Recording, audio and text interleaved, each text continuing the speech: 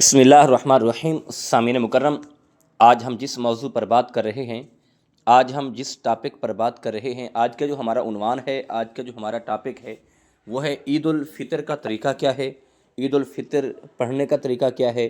اس کا ایک پریکٹیکل ہم آپ کو طریقہ بھی بتائیں گے، اس میں ہم آپ کو اس کی نیت بھی بتائیں گے۔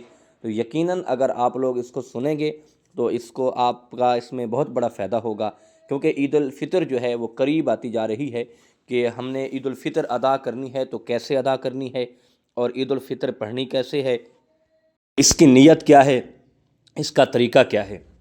دیکھیں، سب سے پہلی بات تو یہ ہے کہ عید الفطر کا یہ جو طریقہ ہے ہم وہ بھی آپ کو بتاتے ہیں، وہ بھی آپ کو آج آگاہ کرتے ہیں، لیکن اس میں ایک بات کا خاص خیال رکھیں۔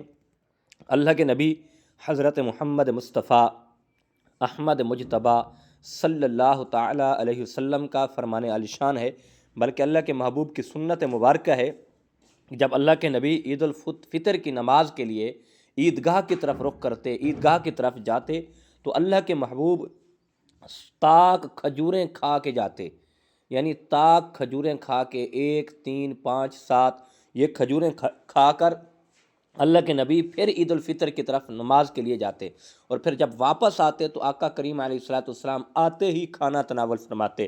تو یہ میرے آقا کی سنت ہے، آپ اس سنت کو بھی زندہ کریں گے تو یقیناً آپ کو اس کا بہت بڑا فائدہ ہوگا اور بہت ہی اجر ہوگا، آپ کے نامہ اعمال میں اس کی نیکی لکھی جائے گی۔ اور دوسری بات یہ ہے، عید الفطر کا جو طریقہ ہے وہ اس کی ہم نے نیت کرنی ہے۔ وہ نیت یہ ہے کہ 2 رکعت نماز عید الفطر واجب جائز 7 6 تکبیروں کے، اور اس کے بعد ہم نے نیت پوری کرنی ہے۔ نیت کرنے کے بعد اور پھر امام جو ہے وہ ثنا پڑھے گا، اور ثنا پڑھنے کے بعد پھر امام 3 تکبیریں کہے گا، اللہ اکبر کہہ کے کانوں کو ہاتھ لگا کے کان چھوڑ دے گا، پھر اللہ اکبر کر کے کانوں کو ہاتھ لگا کے ہاتھ چھوڑ دے گا۔ 3 بار اللہ اکبر کرنا ہے، کانوں کو ہاتھ لگانے ہیں، پھر چھوڑ دینے ہیں۔ پھر جو ہے امام قرات کرے گا، قرات کرنے کے بعد پھر امام 1 رکعت مکمل کرے گا۔ 1 رکعت مکمل کرنے کے بعد دوسری رکعت میں جب امام کھڑا ہوگا، دوسری رکعت میں امام پہلے قرات کرے گا۔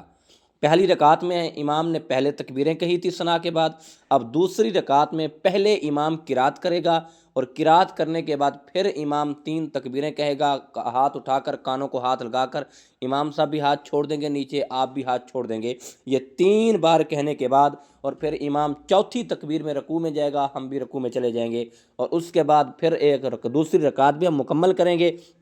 مکمل کرنے کے بعد پھر اتحیات پر بیٹھیں گے، اتحیات پر بیٹھ کر پھر سلام پھیریں گے۔ اتحیات مکمل پڑھنے کے بعد سلام پھیرنے کے بعد پھر خطبہ ہوگا، اور خطبہ ہونے کے بعد پھر ہم نے دعا کرنی ہے اپنے رب کی بارگاہ میں۔ جو ہم نے روزے رکھے ہیں، جو ہم نے نماز تراویح پڑھی ہے، تو ہم نے یہ رب کی بارگاہ میں دعا کرنی ہے، التجا کرنی ہے کہ مولا ہم سے جو ہو سکا، ہم نے صدقات بھی دیے، خیرات بھی کی، اور ہم نے روزے بھی رکھے، تراویح بھی پڑھی، قرآن پاک کی تلاوت بھی کی، ذکر و اذکار بھی کیا، سحری کا بھی اہتمام کیا، افطاری کا بھی اہتمام کیا۔ مولا ہم نے سب یہ تیری رضا کے لیے کیا ہے، تو بے نیاز ہے، تو ہماری یہ نیکی قبول فرما لے۔ یقیناً اللہ بے نیاز ہے کہ اس عید والے دن کا صدقہ، اس برکت عظمت والے دن کا صدقہ اللہ پاک راضی ہو جائے گا، اللہ پاک ہمیں معاف کر دے گا۔ وہ بے نیاز رب ہے ہمارا، تو ہمیں معاف ہی کر دے گا۔ وہ ہم سے پیار کرتا ہے، ہم سے اتنا ہمارے قریب ہے، اگر ہم دعا کریں گے تو اللہ ہماری دعا کو قبول کر دے گا، اللہ ہمیں معاف کر دے گا۔ وما توفیقی الا باللہ العلی العظیم۔